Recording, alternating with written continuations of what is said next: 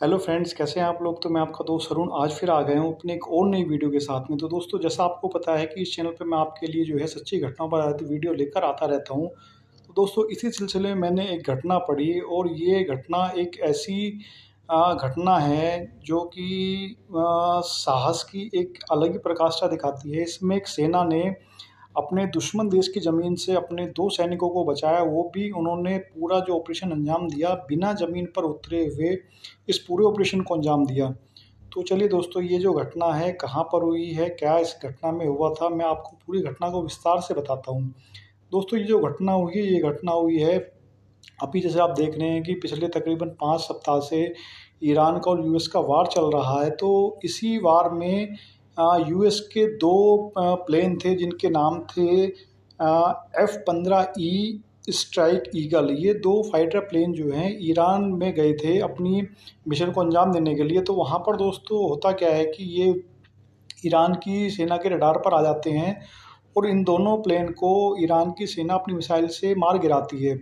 लेकिन प्लेन के गिरने से पहले जो दोनों प्लेन के जो पायलट होते हैं, वो दोनों पायलट अपने आप को प्लेन से इंजेक्ट करके सेफली जो है लैंड कर जाते हैं ईरान की धरती पर।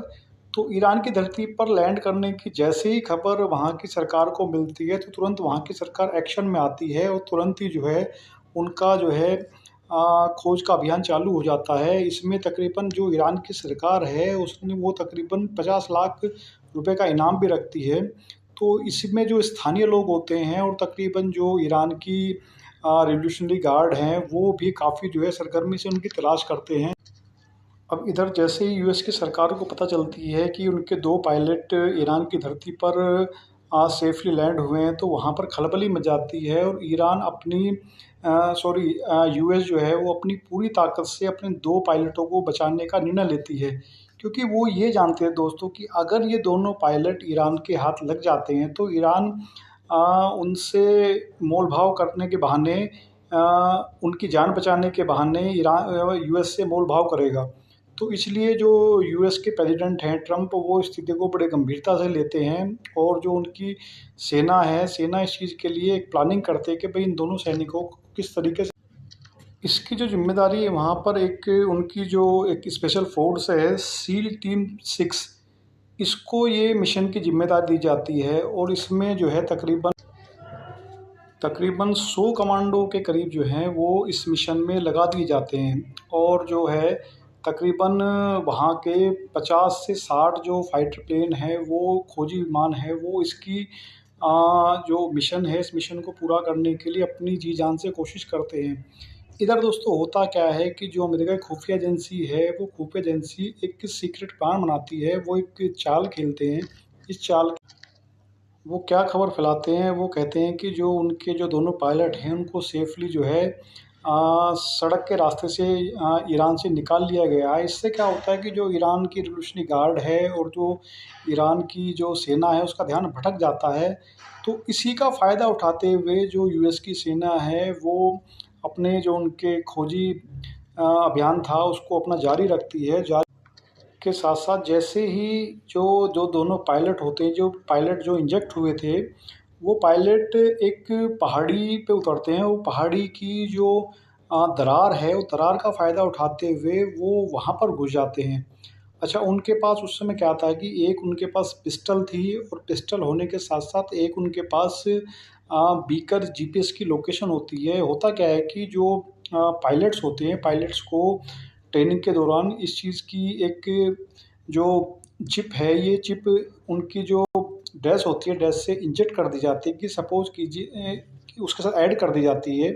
कि सपोज़ कीजिए कोई इस तरह की इमरजेंसी आती है और किसी वजह से मान लीजिए प्लेन क्रैश हो जाता है, तो जो ये जो डिवाइस होता है, इस डिवाइस की जो कैपेसिटी होती है, वो तकरीबन 48 घंटे की होती है। 48 घंटे तक ये डिवाइस जो है जो पायलट है उसकी वर्दी के साथ रहता है और एक्टिव रहता है और जैसे ही कोई इस तरीके की स्थिति आती है, तो ये जो डिवाइस होती है, डिवाइस तुरंत एक्टिव हो जाती है और ये तकरीबन 10 मीटर गहरे पानी के अंदर भी प्रॉपर काम कर सकती है। अब वो जो दोनों सैनिक होते हैं, उन सैनिकों को क्योंकि जो पायलट हैं, पायलट को उस प्रकार की जो भीषण परिस्थितियों से निपटने की प्रॉपर ट्रेनिंग दी जाती है। तो यहाँ पर वो दोनों अपनी ट्रेनिंग जो थी उसकी उसके हिसाब से अपना जो है आगे अपना मिशन चालू रखते हैं।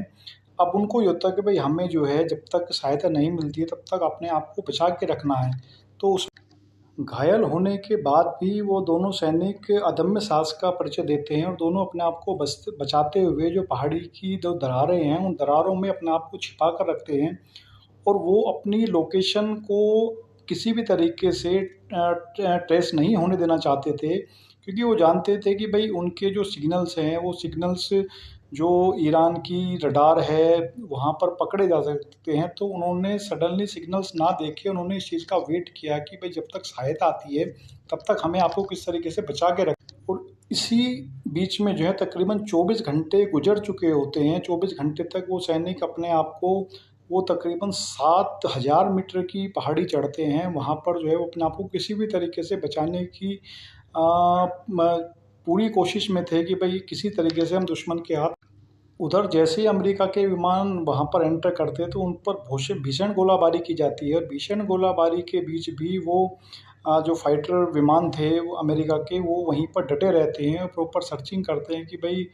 जो उनके पायलट हैं उनकी एग्जैक्ट लोकेशन कहाँ पर। दूसरी तरफ जो पायलट के पास में जो डिवाइस था, जो बीकन थी, उस बीकन डिवाइस से उसने आप अपनी जो लोकेशन है वो प्रॉपर अपने जो उसके अधिकारी थे उनको प्रॉपर अपनी लोकेशन दे रहा था ताकि उसको किसी भी तरीके से ट्रैक ना किया जा सके। और धीरे-धीरे इस तरीके से 24 घंटे बीतने के बाद में जब कई बार जो उनके अधिकारी हैं वो भ्रमित भी हुए कि भाई एग्जैक्ट लोकेशन ये है या हमें कोई मतलब भ्रमित कर रहा है। ईरान की सेना की तरफ से तो कोई इस तरीके की मतलब कोई पॉलिसी नहीं है। जब वो बिल्कुल ये समझ जाते हैं कि भई अब ये जो मतलब सिग्नल आया है वो प्रॉपर हमारे सैनिकों की तरफ से ही हमारे पायलट की तरफ से ही आया है, तो एग्ज़ैक्ट उसी जगह को टारगेट करते हैं। उसी जगह पर वो प्रॉपर एक काफ़ी भीषण फायरिंग होती है और फायरिंग होने के बाद में वो एग्ज़ैक्ट उस लोकेशन तक पहुँच जाते हैं जहाँ पर सैनिक छिपे हुए होते हैं। तो इस प्रकार से काफ़ी भीषण फायरिंग होने के बाद में जो है वो दोनों अमरीकी जो पायलट थे उनको किसी तरीके से बचा लिया जाता है और बचाने के बाद में उन दोनों को सेफ़ली वहाँ से निकाल कर ले जाया जाता है और उनको जो अमरीकी एयरबेस है वहाँ पर ले जाकर उनको प्रॉपर इलाज के लिए आगे ले जाया जाता है। तो दोस्तों ये जो मिशन है, ये मिशन एक तरीके से मतलब किसी भी सेना के लिए बड़ा एक तरीके से साहसिक और बड़ा अदम्य साहस वाला एक मिशन कह सकते हैं कि जिसमें जो है एक सेना ने प्रॉपर दुश्मन की ज़मीन पर ना उतरते हुए अपने प्रॉपर सैनिकों को फिर भी बचा लिया किसी तरीके से। तो ये एक अदम्य साहस का परिचय देता है और इसीलिए जो अमेरिका की सेना है उसको सबसे एडवांस और सबसे टेक्निक के मामले में सबसे नंबर 1 सेना माना जाता है। तो बाकी जो वहाँ के जो पायलट्स हैं या जो इस तरीके के जो भी स्टाफ होता है उनको इस तरीके की ट्रेनिंग दी जाती है कि भाई उनको अपने आप को इन परिस्थितियों में किस प्रकार से बचा के रख। अब आप देखिए कि उन सैनिकों ने घायल स्थिति में भी तकरीबन 7000 फीट की चढ़ाई की और अगले 24 घंटे तक अपने आप को बचा के रखा कि भाई वो किसी भी तरीके से ईरान के सैनिकों के हाथ ना लग सके, क्योंकि उनको पता था कि अगर वो ईरान के सैनिकों के हाथ लग जाते हैं तो उनको भीषण यातनाएं दी जाएंगी और उनको जो है मौत के घाट में उतारा जा सकता है। तो वो अपनी तरफ से अपने आप को बचाने की पुरजोर कोशिश करते रहे और लास्ट में जो है उनकी कोशिश रंग लाई और वो अपनी सेना के अभियान द्वारा उन दोनों को बचा लिया गया। और अभी सिर्फ यही पता है कि भाई उन दोनों को जो है प्रॉपर इलाज के लिए एक अच्छी जगह मतलब शिफ्ट किया जा रहा है। अभी तो उनको फ़िलहाल क्या है कि निकाल कर जो प्रॉपर आसपास का एयरबेस था वहाँ पर ले जाया गया। अभी उनको प्राथमिक चिकित्सा सुविधा दी गई। उसके बाद में जो उनको प्रॉपर यूएस में या जहाँ पर भी उनको बेटर ट्रीटमेंट मिल सकता है वहाँ पर उनको शिफ्ट कर दिया जाएगा। तो दोस्तों ये घटना हमें सिखाते हैं कि एक सेना के लिए अच्छा दूसरा आप ये देखिए कि इस मिशन में यूएस ने अपने तकरीबन 2000 करोड़ के अपने फाइटर जेट्स उनके प्लेन थे जो वहाँ पर बचे हुए थे उनको नष्ट कर दिया ताकि वो ईरान के हाथ ना लग सके। और इस प्रकार 2 सैनिकों को बचाने में तकरीबन यूएस को 2200 करोड़ की चपत लगी, लेकिन एटलीस्ट उन्होंने अ, अपनी मतलब एक तरह की संपत्ति की परवाह ना करते हुए अपने सैनिकों को बचाया ताकि इससे जो और भी सैनिक हैं उनको भी एक मोरल मिलता है कि भाई हमारे पीछे हमारी सेना है हमें बचाने के लिए, तो एक तरीके से वो दुगने उत्साह के साथ अपना फ़र्ज़ निभाते हैं। तो ये एक तरीके से हर एक देश की सेना के लिए एक सबक है कि किस तरीके से और किस अदम्य साहस के साथ में अगर हमारा कोई सैनिक किसी शत्रु देश में फँस जाता है, तो उसको उसके हाल पर ना छोड़कर उसको बचाने की कोशिश करनी चाहिए, जिस प्रकार यूएस की सेना ने करी और एटलीस्ट वो इस मिशन में कामयाब भी रहे। तो इस चीज़ के लिए उनको काफ़ी वो बधाई के पात्र हैं और बाकी इससे सभी आगे के लिए सभी जो देश हैं, उससे सबक ले सकते हैं कि भई इन परिस्थितियों में अगर अमेरिका अपने सैनिक को बचा सकता है, तो हम भी तो अपने सैनिक को बचा सकते हैं। तो चलिए दोस्तों, आज का जो वीडियो है, इस वीडियो में बस यही बताने का मेरा उद्देश्य था कि किस प्रकार एक देश ने अपनी सूझबूझ, अपनी टेक्निक और अपनी समझदारी से अपने 2 सैनिकों को दुश्मन क्षेत्र से बिना ज़मीन पर उतरे किस अदम्य साहस के साथ बचाया, तो ये काफ़ी प्रशंसनीय है। तो चलिए दोस्तों, फिर मिलते हैं अगली वीडियो में। Thank you so much.